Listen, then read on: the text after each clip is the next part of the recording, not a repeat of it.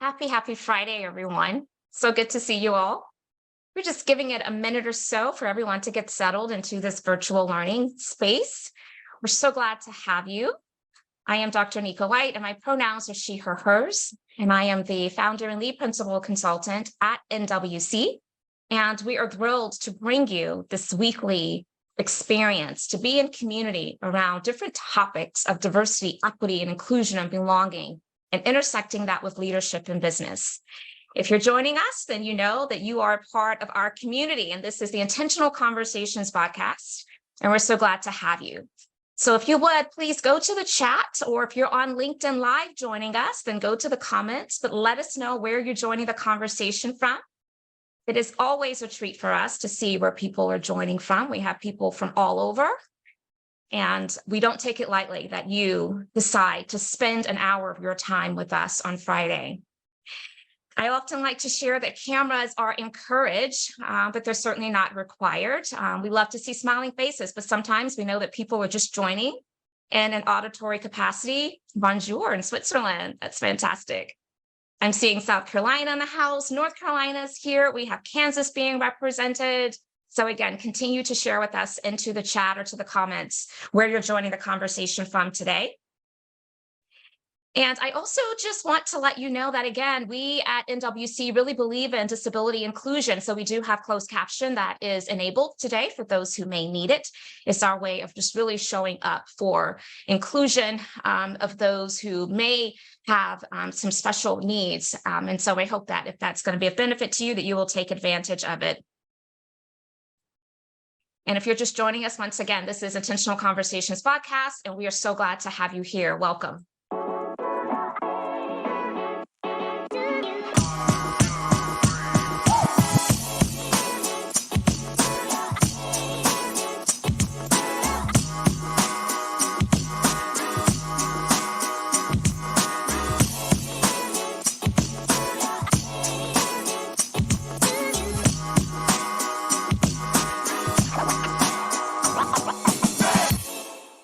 That has to be my favorite part, the hey at the end. Let the conversations begin. Indeed, if you are just now plugging in, this is Intentional Conversations VodCast, where we intersect conversations of diversity, equity, inclusion, and belonging with leadership in business. I'm Dr. Nika White. My pronouns are she, her, hers, and I'm so glad to serve as your host. I want to shout out my amazing team who work tirelessly week after week to bring you this virtual learning experience. This is our way of just showing up for the greater community of ambassadors and champions who really believe deeply in the value and the importance of DEIB. And so we're so glad that you are here with us today. I do want to encourage you throughout our time to use the chat. That's a way to get proximate to each other, to extend our learning.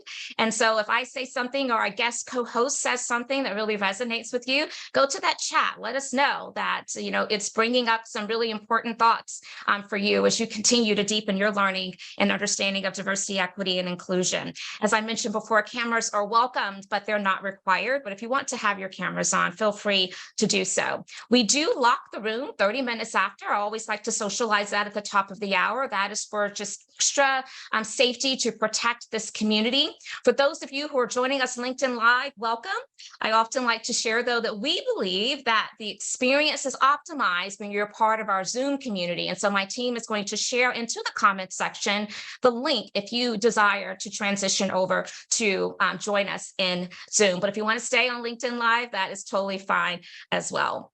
So here at NWC, we often like to take an opportunity during our podcast just to acknowledge some of the national observances that are taking place. And so August 9th, International Day of the World's Indigenous Peoples. So today we're paying tribute to the Indigenous communities of the world. The latest data reveals that about 370 to 500 million Indigenous people live in 90 countries. For many Indigenous groups, the systems their ancestors have followed for centuries have stood the test of time by serving them with positive outcomes to date. However, on the flip side, Indigenous communities still face difficulties due to a central government's covert and overt attempts to control their lives. Here at NWC, we challenge everyone to raise their voices for the rights of the Indigenous communities in our world. And so we hope that you will join us with that. August is also National Black Business Month. And so as a Black woman founder, I dare not miss this opportunity to salute all of the Black businesses that are operating and really contributing to our economy and helping families to keep food on the table, right? And so I just want to take a time to encourage you, if you are being intentional right now to support Black businesses, then make sure you start, because it does make a difference. And thank you so much for your support of all of those Black businesses. If you've been rocking with me, you know that I've been talking about since the release earlier this year in January about my book number 3, Inclusion Uncomplicated, a transformative guide to simplify DEI.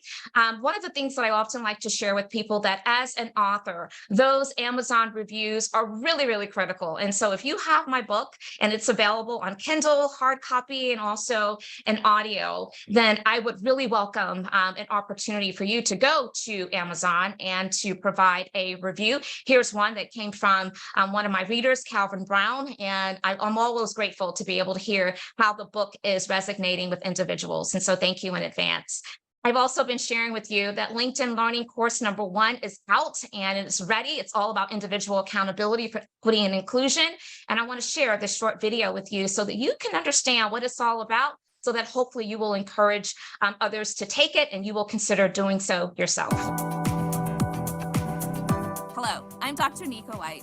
I firmly believe that at the heart of each journey is a first step taken by an individual. Creating equitable and inclusive workplaces, isn't that the work of the organizations? What does it have to do with you? Everything, every single thing. Organizations are made up of people, and this work always starts at the individual level. In this course, you will learn about the importance of individual accountability for equity and inclusion, irrespective of your organizational role, how you can equip yourself to take personal responsibility in this domain, and that's not all, concrete examples of what it looks like in practice. So when you are ready, join me. We're going to take that first step together. Let's get started. Let's get started. LinkedIn Learning, individual accountability for equity and inclusion. I hope that you will check that out. Now, before I get to introducing formally our guest co-host for today, I always like to give you information about what you can look forward to in future weeks. And so on Friday, August 18th, I will be welcoming Dr. Stephanie M. Kirkland to the VodCast community, and we're going to be discussing Dr. Kirkland's research, The Portrait of a Leader, how to decenter prototypical leadership norms and normalize African-American women's leadership modality in dominant culture organizations. So I hope that you will mark your calendars and plan to be here as we welcome Dr. Stephanie Kirkland. Now, it does me great pleasure to introduce our guest co-host for today. You all who have been part of this community, you know that I like to read their official bios because I want you to know the accolades, the credentials, how in which they're showing up to this work and this space and their experience. And so after which, reading her bio, I will invite Melissa Watson-Ward to, in her own way, greet this audience.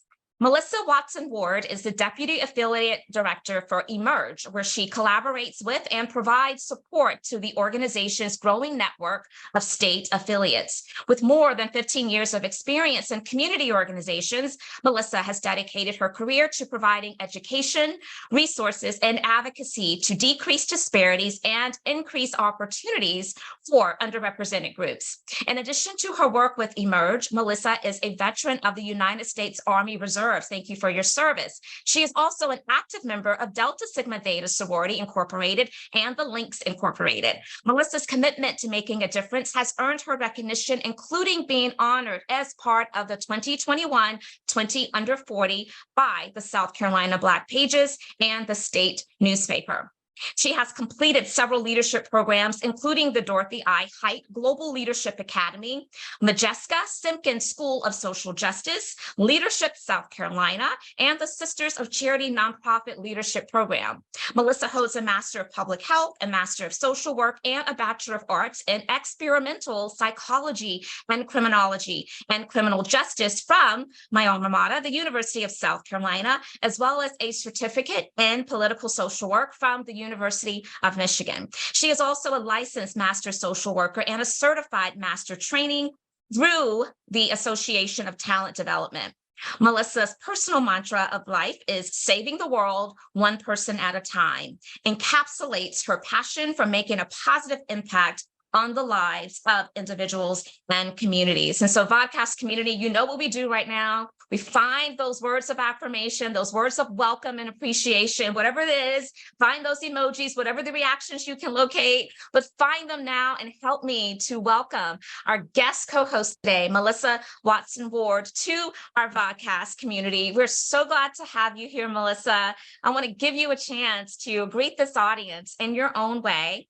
But I will tell you that one of the things that we love to hear about in this VodCast community after hearing all of the great credentials of our guest co-host is maybe one or two things that they can share with us that we would not know from reading their bio or even going to their LinkedIn profile. So this is your chance to dig a little bit deep and help us to get to know you a little bit better. Welcome, my friend. Awesome. Thank you, Dr. White. Thank you for having me here. I'm very excited for this conversation. As I was introduced as Melissa Watson Ward, she, her pronouns, born and raised in Columbia, South Carolina, and currently working out of Columbia, South Carolina, trying to really make a difference in my community and my state. One thing about me that is not on my profile in my bio is that I actually have around 17 children on my Christmas list. I believe that my most important role right now in life is as an aunt and a godmother. I don't have any children of my own, so I get to pour into the children of my family members and my friends. And so I have these little humans that I have been entrusted with by their parents. I'm on daycare pickup lists, school pickup lists. You know, I try to be present for school programs, for after school programs, for birthdays, for holidays, for everything in between for these little humans and really pour into them. I think that we can never have too many people who love us. And the village concept seems like a concept that we've kind of moved away from, but I truly believe we all need a village. Even adults need villages. And so I am so honored to be part of these children's village and to pour in them and love them. And it brings me joy. So it's one of the most important parts of who I am. That is so beautiful. I love that. I think everyone deserves to have multiple kind of bonus moms, bonus dads, because as to your point, it does take a village. And so I applaud you for extending yourself in such a way to so many young people who I know are very appreciative of how in which you show up for them. So you're inspiring us all, Melissa. Thank you so much. So I want to jump in, and we are going to talk about Emerge and all of the things that you're connected with, but sometimes we like to just address some of the latest news that's found its way into the media for that particular week. And I feel like this week we have been drowned out by just reading and hearing and seeing the videos of the Montgomery, Alabama riverfront brawl. And so I don't know, Melissa, what are your thoughts? You know, I've consumed some media around it. Obviously, I've consumed a lot of memes around it because it's become a meme and a joke on social media, but it is very serious. And I think it's just indicative of some of the race relation issues that we still do have in this country, unfortunately. You know, we have moved far in life, but we still have a long way to go when it comes to race relations. And I do think it boils down into some racism around what happened with the boat captain or the boat, one of the boat captains who was at the center or the initial incident started. And I am grateful that he had people to have his back. So often we are in a space where we feel like we're alone, we're fighting these battles alone. The fact that we have video to prove what happened, I think is a blessing. And to hold those accountable, and the fact that people had his back. I think that was important too. The people had his back. And I think we can't negate how important it is for us to have our communities back. Hopefully not in a brawl, but how important it is for us to have each other's back in the community. I think that's beautiful. I couldn't say it any better. Yes, I think that there were so many proud moments for Black Americans when they were, witnessing the video has been replayed and replayed and replayed. And again, no one ever wants to try to advocate for violence, but when someone's being attacked by, a multitude of people, and it's like, 10 against 1, and being attacked unfairly, unjustly, you do want to hope that someone will come to their rescue. And so it was really a proud moment for, I think, a lot of Black Americans, just to be able to sit back and say, yes, we take care of each other. We are beginning to take a little bit more control when we see circumstances where one of ours are being harmed. And I think there's something to be said for that. I'm hoping that it will send this message of, caution of those who are attempting to continue to try to unjustly project harm against, Black Americans, that we're not just going to sit by and stand for it, and I think there's something really strong about that. So I too have been tickled by the memes. I think it's provided a lot of entertainment for a lot of us this week. But in addition, it also has provided some moments of solidarity that I think we would be remiss if we just didn't comment on. So thank you for sharing your thoughts on that. So let's talk about your background and your journey into your current role with Emerge. Can you tell us about what that journey looked like, and a little bit more information about how in which Emerge has become a really important resource for the state of South Carolina? So if you asked me 7 or 8 years ago whether I would be in politics, I would have probably laughed at you.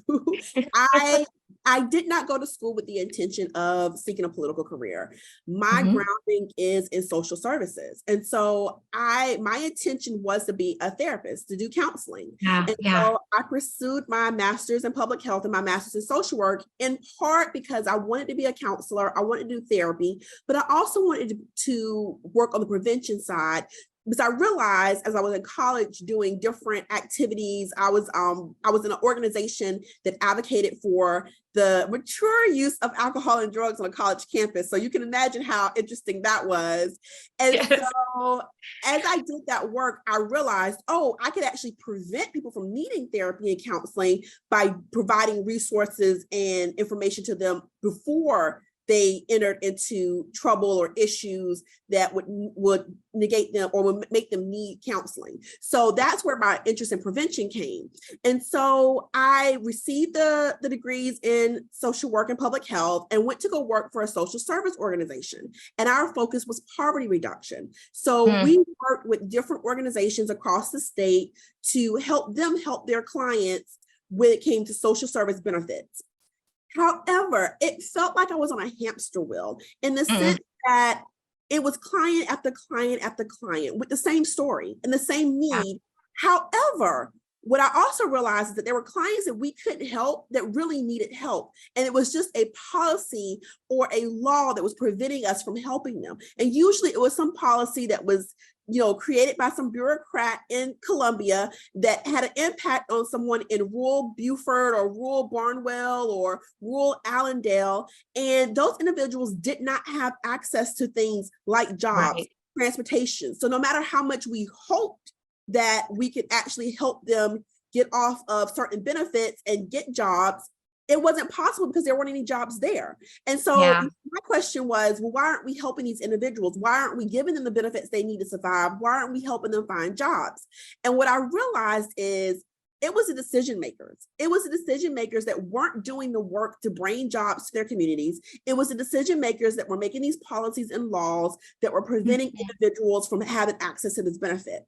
And particularly what happened right before I joined Emerge was that the governor refused to sign a SNAP waiver, which is SNAP is food stamps. And with the SNAP waiver, it kicked about 50,000 South Carolinians off of SNAP benefits.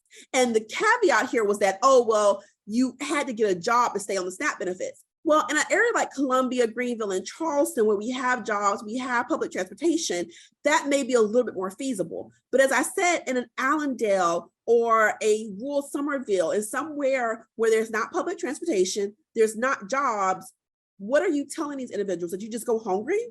So I got frustrated. And then the 2016 election happened, and I was very, very frustrated.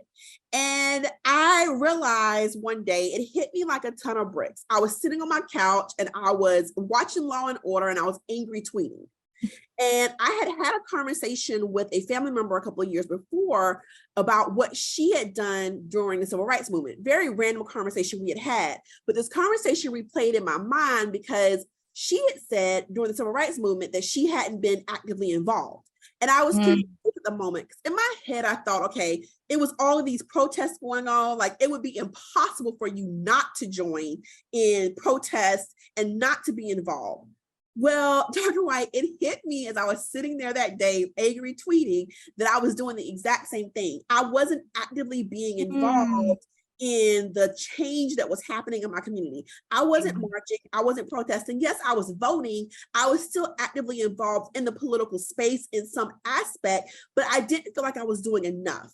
And while I don't think that tweeting or Facebooking is bad, I think it does get the message out there. I needed to do so much more than that. And literally, I saw this job posting for the executive director of Emerge. And I was like, and I was familiar with Emerge because of other work I had done, being aware of the work of getting women elected to office. And so I was like, well, I think I should apply. Then, as women do so often, I talked myself out of it. I was like, oh, I don't think I'm qualified. But as I said about that village before, I have a strong village. I have a very strong village. And my village was like, girl, you need to apply. This job is perfect for you. And so I was like, you know, what's the worst that can happen? They can say no. And so I had the support of my village in applying for this job.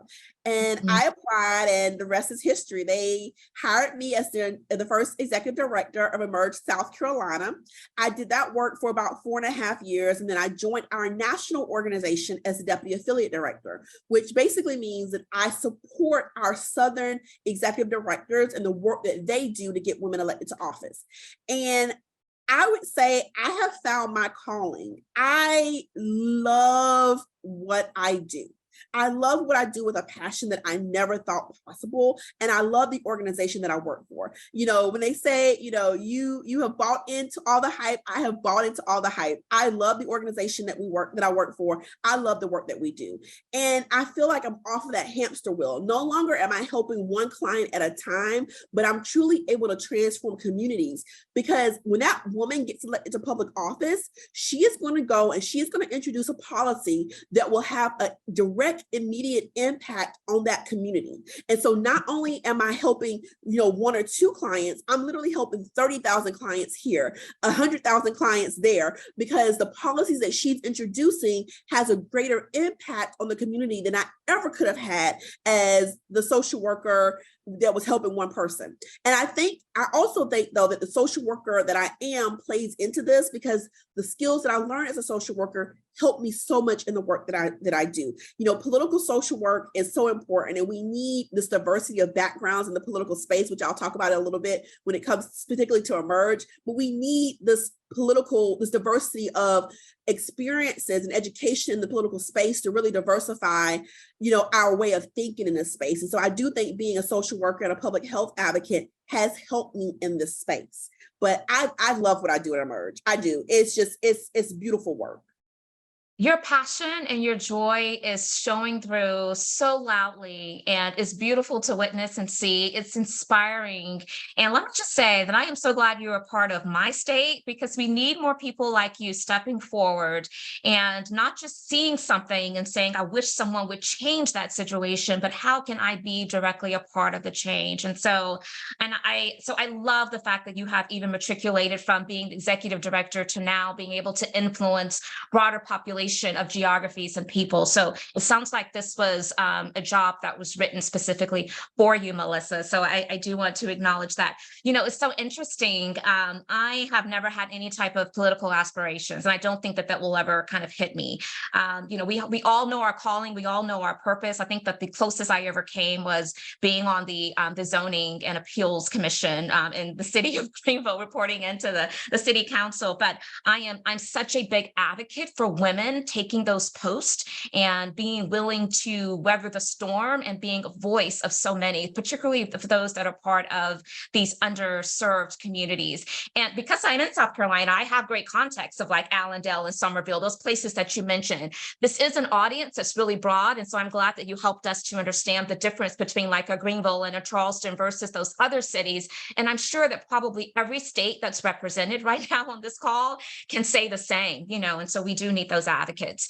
You started to talk a little bit, Melissa, about the intersection of that social work and politics. I want to dig in a little bit deeper there. And so can you just expound on how the two really are, how they intersect and how they have shaped how effective you've able to be in this role, and why is that important? Well, for me, I come into politics because of the issues and because of policy. And so that is where the political bug or itch really comes from. It's because I care about the issues at the core of what I do, and I care about the people. And so my social work degree and my public health degree really give me a good grounding in what the issues are and why it matters that we do this work and what's at stake even. That it's not just a matter of let me get more women elected. What studies have shown is that if we have more women elected, more things get done. Women just get things done. And that's what the studies show. I haven't made it up. I can't argue with it. And particularly Democratic women. And it shows that they introduce more bills than their male colleagues. They get more bills passed. So if you want to see progress in your communities, you have to have, we know this in for-profit work too, that for-profit companies that have more diversity actually see greater profits. And so if you want to see things happening either in your for-profit business or in the public sector, you have to have diversity within the people that are doing the work. And so I believe that as a social worker and a public health person, I am grounded in understanding what we have at stake when it comes to elected women. It's not just about having a name or a woman in a position. It's about actually getting those things progress, that work done to actually show progress in our communities. And we've seen that in places where we have a majority women legislature or more women in the legislature than we have in other states. We have seen issues that are categorized as women's issues. And I quote women's issues because I feel like women's issues are community issues. When women are doing well, the family does well. When the family does well, the community does well. And it's not just about reproductive rights, health rights, and education. It's about everything. And so women are able to multitask, and they're able to talk about women's issues and reproductive issues while they're also able to talk about transportation and national security. We're able to do it all. And so we need to have more women at the table to really address those core issues that are impacting our communities. I want to see my state succeed. I'm here, I could move to a state that has better health outcomes, better educational outcomes, but I'm leaving behind those children that I talked about. I'm leaving behind my family. And so I have committed to see my state do better. And I believe for my state to do better, we need more women elected to office. I love it. You said a mouthful when you said that women's issues are community issues, and how you expanded upon that. It is so true. And it's time for us to really continue to amplify that in a more intense way, because that is so critical. I love how you started talking about that intersection of social work and politics. You brought the receipts, you gave the stats. You can't argue with data. Data is really important. So some could be saying, well, yeah, Democratic women, yeah. Do they really have that level of impact in getting bills passed? You brought the receipts. You're bringing the data. You can't argue with that. So that's always important. So Melissa, I want to talk now about the new American majority, right? Yes. So let's talk about what that is and how it's shaping the modern American politics. So if you haven't seen all the studies out there, if you haven't seen all the articles out there, America is browning. We're getting more brown. Black, brown individuals are growing in numbers in America. Also, what's growing in numbers is unmarried women, LGBTQ plus folk, Indigenous individuals. We are growing in the numbers as the population. So because we're growing in the numbers as a population, we're also growing as the electorate. But if you haven't seen your elected official lately, they probably don't look like the new American majority. The vast majority of them don't. Yeah. And so what, Congresswoman Presley said it best. Those closest to the problem should be closest to the solution. Really actually impact those issues that I care about. We have to have people that are impacted by those issues, that have experienced those issues. We have to have people that represent our communities actually at the table solving the issues in those communities. Not only are they best equipped there, but they deserve to have that seat at the table. They deserve to be there, and they deserve to be part of the solution. You can't build something without the people that you're trying to build it for. And when you do, I learned this in public health. When you try to create a program and come into a community and say, oh, I know what your issues are, I'm going to solve them. 9 times out of 10, you're going to fail because that community doesn't have buy-in, and you might not even know what the issue is. Just because this issue says that's the issue on paper doesn't mean that's actually what the issue in the community is. And so when you don't have the community at the table, you're going to fail. And so we need an elected population that reflects our actually electorate, our voters, our communities. And so the new American majority of Black, Brown, Indigenous, LGBTQ, young, and unmarried women is who we're trying to recruit to be able to change the face of politics in this country. And we've had some success doing that. You know, Emerge has over 5,000 alum. Of that, about 1,200 are currently serving in office. And we've had alums that have broken glass ceilings everywhere from Mayor London Breed in San Francisco, who is the first African-American woman mayor of San Francisco, all the way to Dana Carone, who is the first openly transgender person serving in a state legislative body in Virginia. So we are breaking glass ceilings, but as our VP Harris said, you know, she may be the first, but she will not be the last. And so while these individuals are breaking glass ceilings, or at least putting cracks in the ceilings, we're hoping that they will not be the last, that they will only be the first. And we're seeing that across with our alums, that we're breaking those glass ceilings. It is sad that in 2023, we still have so many glass ceilings, but we do.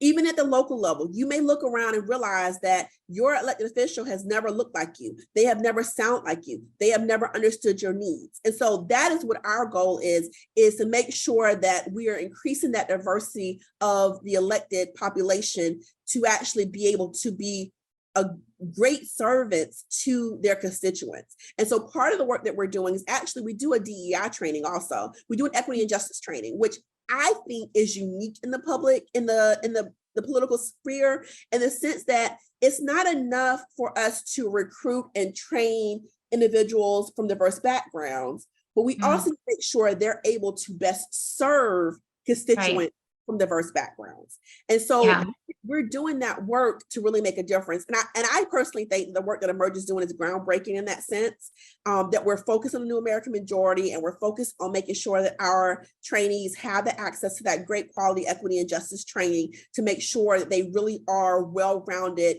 elected officials and that they can best serve their constituencies.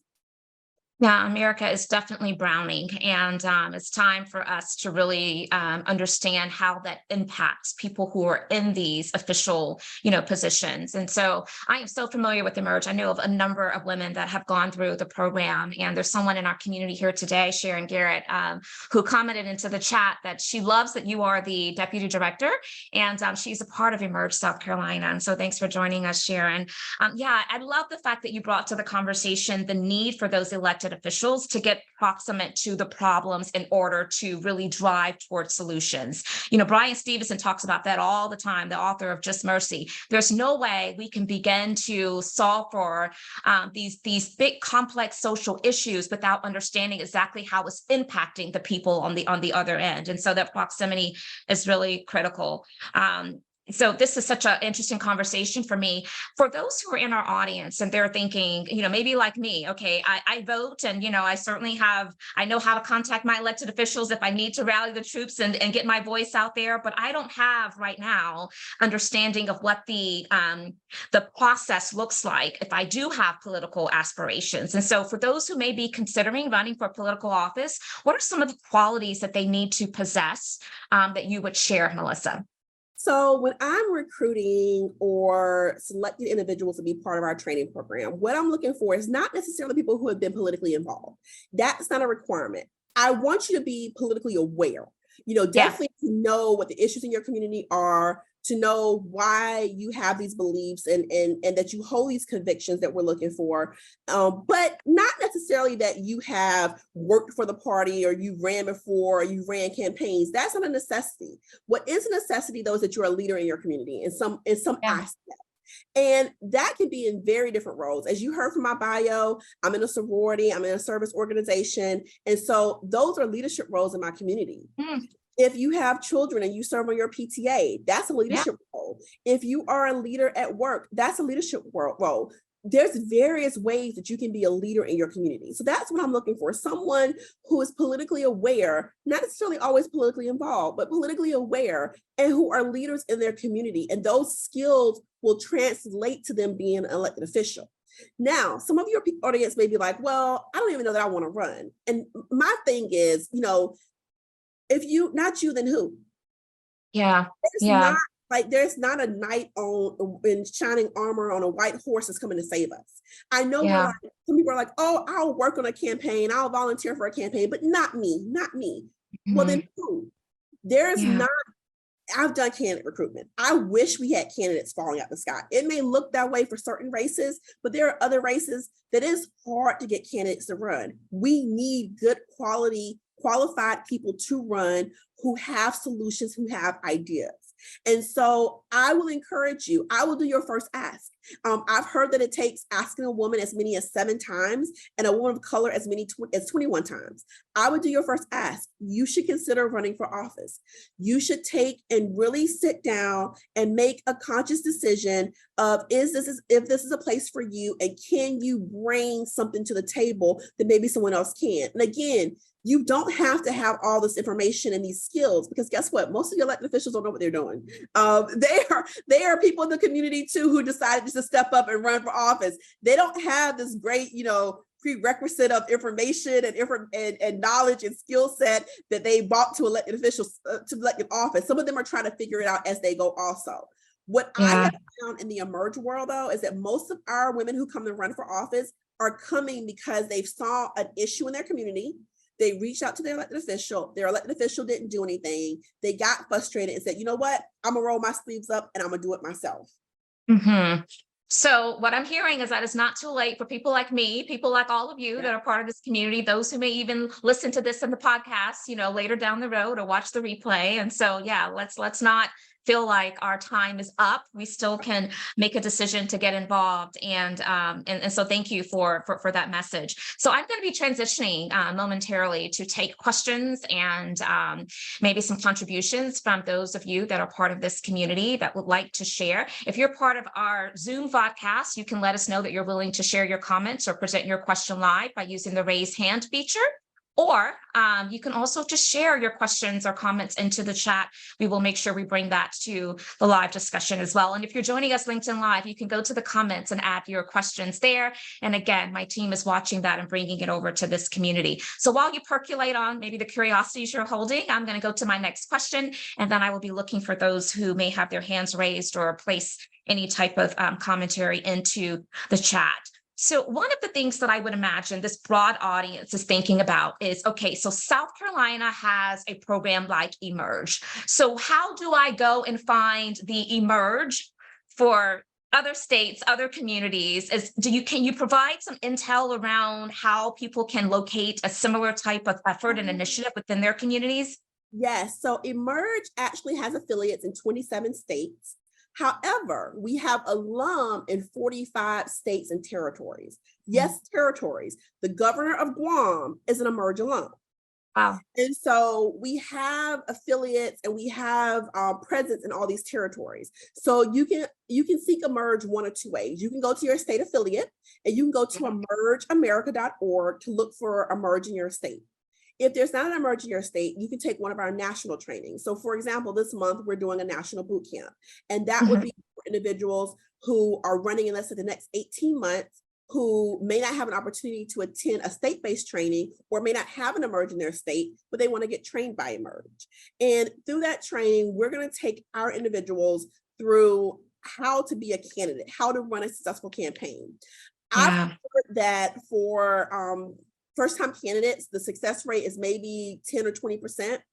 Mhm. For our alum, we have about a 71% success rate. That includes incumbents. Wow. We have about a 71% success rate, if not higher in some of our states, because they're well trained, because they know how to run a campaign. They're not spinning their wheels trying to figure things out, wasting time and money trying to figure things out. They know how to actually launch and run a successful campaign. So that's what makes Emerge so unique. Well, actually, what makes Emerge unique is the network. So the training is great, and there are some other training organizations out there, but our success rate, I think, in part is due to our network, which is what makes Emerge unique.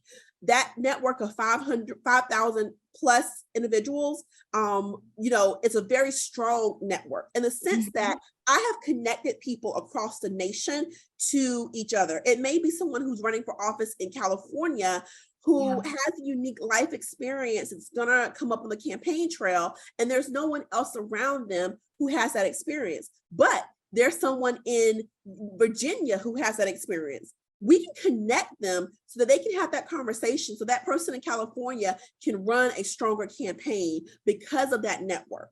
And so Emerge alum, they train together, but they form a network, and that network then goes on to support each other. They work for each other's campaigns, volunteer for each other, donate to each other. It creates this beautiful movement in a sense that you're not in this by yourself. I think as women, and particularly women of color or LGBTQ plus women, you can feel very alone on the campaign trail because no one else looks like you, or no one else appears like you, whether that's from our natural hair, how we're dressing, it's that cookie cutter, we're supposed to dress like this and wear these outfits and have our hair like this to be professional. Well, it's 2023. That's not what it is anymore. We're not trying to create cookie cutter elected officials. We're trying to create authentic people who are willing to show up as their authentic selves. And so that means finding somebody who you're in community with, who you can identify with, who has been here and done that. And we have that in the Emerge network.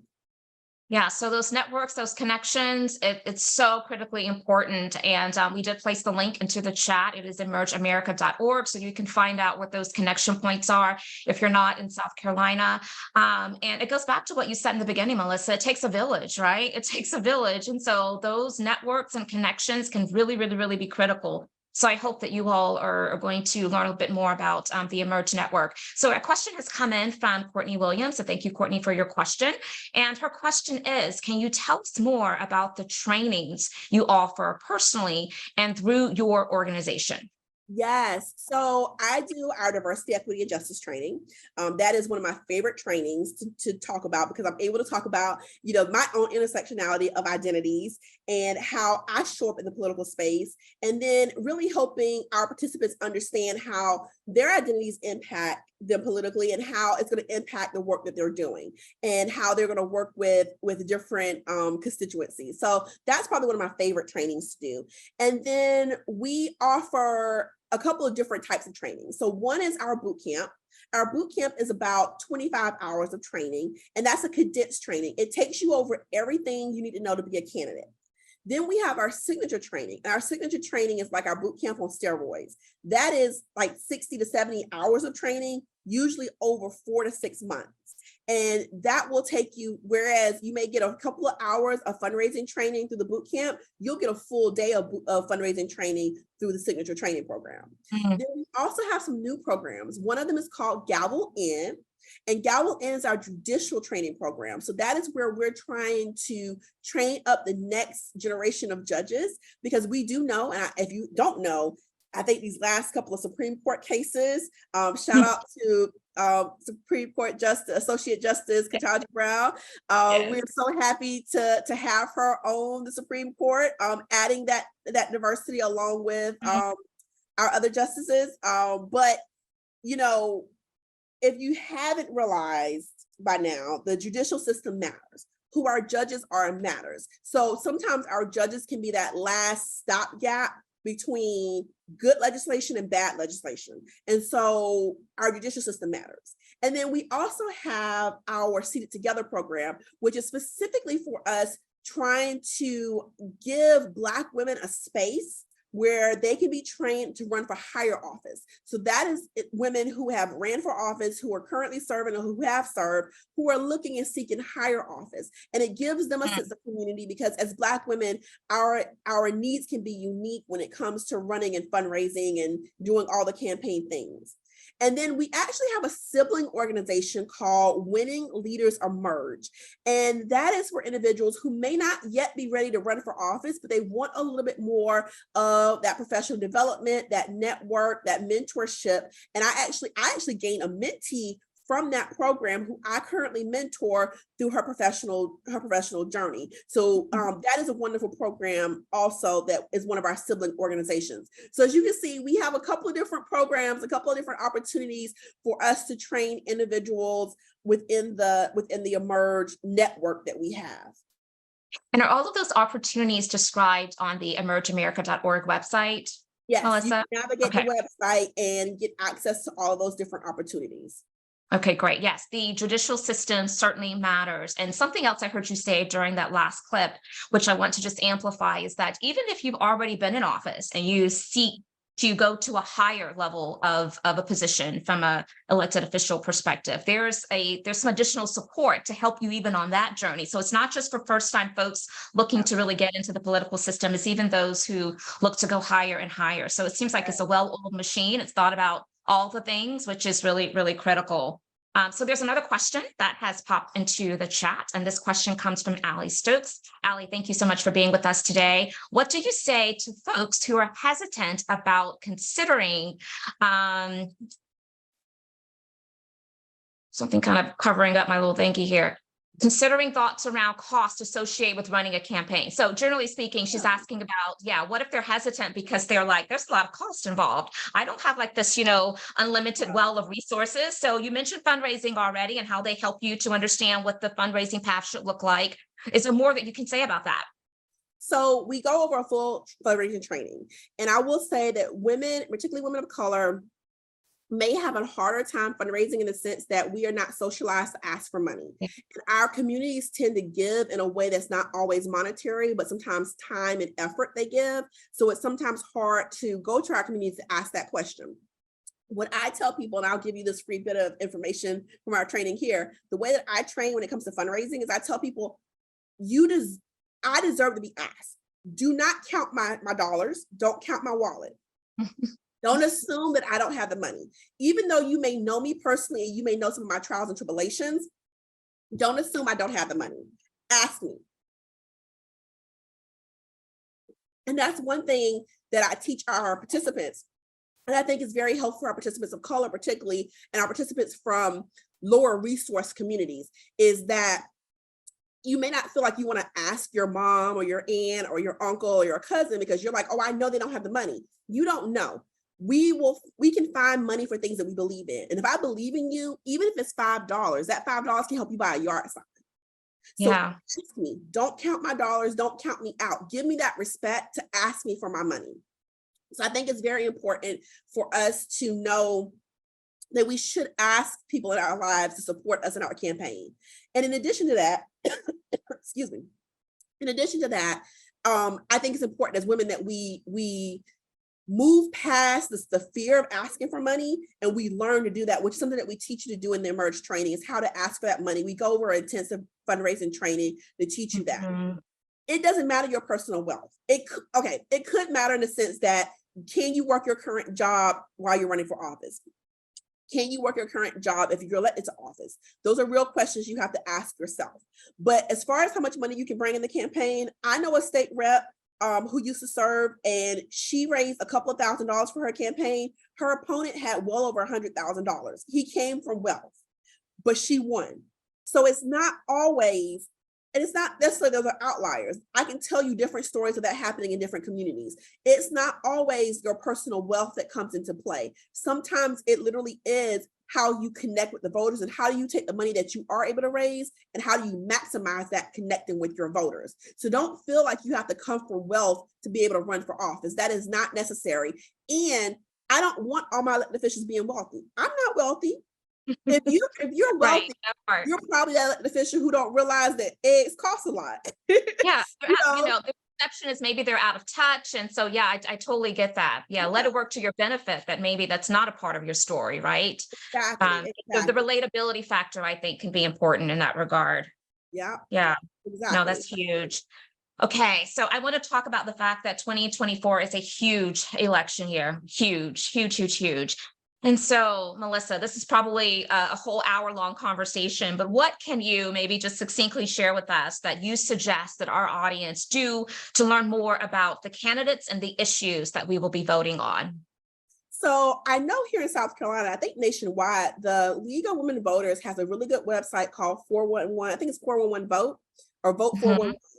And they do candidate screenings or candidate surveys, and they're able to compare and contrast candidates. If you don't Mhm. go to the league, go to a source that you trust. And be careful, because there are a lot of blogs out there. There are a lot of media out there that is very left leaning, very right leaning. The league is an organization that I trust, because they tend to give non-biased information. I mean, they're basically presenting the survey exactly how the questions are written. So they're not reinterpreting it into a news article. So go to sources that you trust and do comparisons of your candidates and find out those issues that you care about. What are their views on those issues? And y'all, we have a presidential election coming up. I understand the presidential election is hot and sexy. Everybody's like, oh, who am I voting for president? But let me tell you, school board matters just as much as president. And school board is more likely to impact your daily life than president is. So please don't just go out there looking for who's running for president. Listen to who's running for your school board. Listen to who's running for county council. Listen to who's running for register of deeds and probate judge, because those will have an impact on your life just as much as the presidency will. If you're able to listen to the Facebook lives of your candidates, listen to the forums, go to the forums, ask questions, reach out to campaigns, ask those questions that you care about to find out what their views are so you can make an informed decision. Don't just go and do any, meeny, miny, mo. Make an informed decision of who you're voting for, because that person's going to make decisions about your life for the next 2 to 4 to 6 years. You want to make sure you're making the right decision. Yeah, I love that. And what comes to mind is what's hit the news media of late with the libraries in Texas that are now going to become disciplinary spaces. I mean, those are things that certainly is going to hurt the Black and brown communities. And so, you know, sometimes we have to realize that where we can make a difference is, of course, lending our voice towards a voting process. And so I love that you're bringing some of the education realm and the experiences there and the power there as we are casting our votes. So I know that part of the training offerings is through a lens of DEI, making sure that all of those who go through the training program certainly are sensitized to what they need to have top of mind to make sure they are definitely operating with the lens of equity and inclusion. As you think about the future of DEI and the recent Supreme Court decisions and how it's impacting higher learning institutions, as well as is now finding its way into lots of implications for, you know, corporate America. What are you thinking, Melissa? What comes up for you? You know, as I said earlier, when it comes to for-profit companies, when it comes to public institutions, diversity makes a difference. And so you could allow the Supreme Court decision to make you say, well, you know what? I no longer want to have, you know, what we call diversity hires. I hate that word, because a person isn't diverse. A person has intersecting identities. Right. People are diverse. And I hate the idea of a diversity hire. But you can say, you know, we're no longer looking to hire people from diverse backgrounds. But if you look around your table at work, whether that's your board of directors or whether that's your employees, and everyone looks the same, your company is not going to be as successful as it would with a diverse group of people at that table. So Absolutely. you could make that decision that you're not going to diversify your institution, or you're not going to diversify your company, but you're going to be more harmed for it than helped by it. And so realizing that diversity is the way to go. It is the future. It is the way to make sure that you are maximizing profit, that you're best serving your customers, that you're best serving the community, that you are doing the best job that you can do with whatever that product or job or service is that you're providing. Because diversity, it's not about having a diversity hire or having a quota or having these many Black and brown faces or LGBTQ plus faces. It's about bringing diversity of experience and thought. And when you have people who look different, they probably think different. And so Mhm. you're able to bring that diversity of thought into your business, and you're able to see things that you probably weren't able to see before. And so again, no one should have to make you do it. You should want to do it because one, it's the right thing to do. And two, it's going to actually make your business a better business. And so if you're not being intentional, and you got to be intentional about it, don't just say, oh, well, Black people don't apply here, or women don't apply here, or LGBTQ plus people don't apply here. Are you actively seeking them out? You know, at Emerge, we make sure that we are posting our job in various places. We make sure that our applicant pool is diverse also, because we're intentional about it. If you're not intentional about it, it won't happen. So you Right. have to make sure that you're intentionally recruiting people from diverse backgrounds. Go to where they are. I guarantee you, you will find somebody qualified from a background that doesn't look like you, who will be great at the job that you're posting for. Yeah, that's so good, Melissa. You're speaking my language when you use words like intentional. Yes, we can't be passive about this. We have to make sure that we're being strategic, calibrated. We're operating with a high level of action-oriented ways in which we can help navigate these things. And intentionality certainly is the core of that. And I share your sentiments. Now is not the time for us to feel defeated and to back away. Now is the time for us to go harder, to dig deeper, to be even more creative and innovative and trying to solve for some of the ways in which the rhetoric is causing many organizational leaders to back away from their commitment to DEI. So we have about 6 minutes left, Melissa, and you started talking, throughout our conversation today about some of these success stories. I want us to spend some time really honing in on that before we close out the hour. Like you've given us some examples of how a governor now of Guam, I believe, is an Emerge alum, and you referenced some others, but I would love for you to talk a bit more about maybe some success stories. Okay, yes, there's three I can actually talk about, and they're all from southern-ish states. So sorry for those Okay. of you who are in other places, but I have a little southern bias there. So the first I'm going to talk about is my colleague, Delegate Danica Rome. And so Delegate Rome actually is the Emerge Virginia executive director, but she is also a delegate in the House in Virginia. And Danica Rome is the first openly transgender person to run and serve as a state legislative body in the United States in history. She made history. And so she actually unseated the guy who introduced the bathroom bill. And Danica ran on infrastructure issues, because guess what? Infrastructure affects everyone, y'all. It does.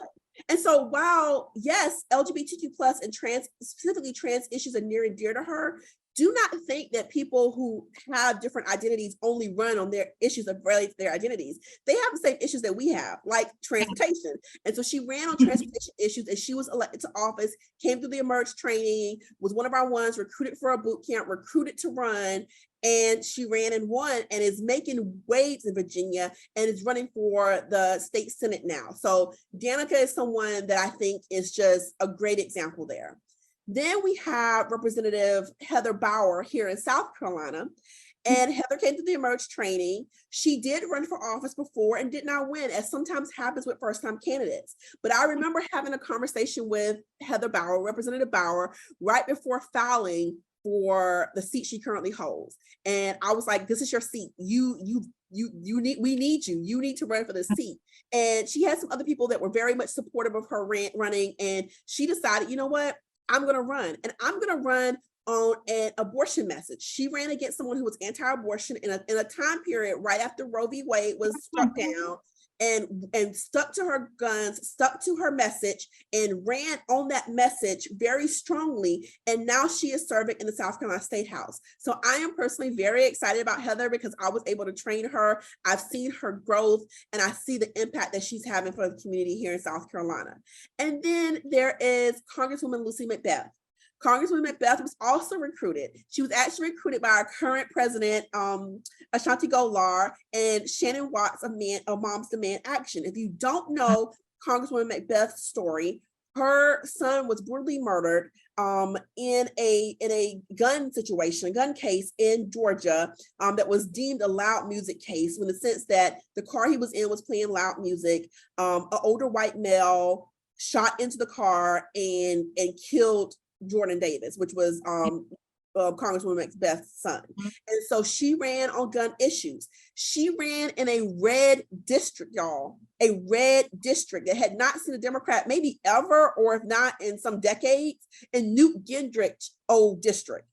She won, she flipped that district blue, won her seat, and is serving in Congress, has been serving for a couple of terms now, and is making waves and is just doing wonderful things for the state of Georgia. She is doing wonderful things in Congress. So these are all individuals who were recruited, who were supported by not just the Merge. As I said earlier, I mentioned Shannon Watts, I mentioned some other groups, who were supported by or Merge, but also some of our partner organizations in the work that they do. And we came together, recruited these individuals, supported them to run, and now they are making waves, and they are changing literally their communities.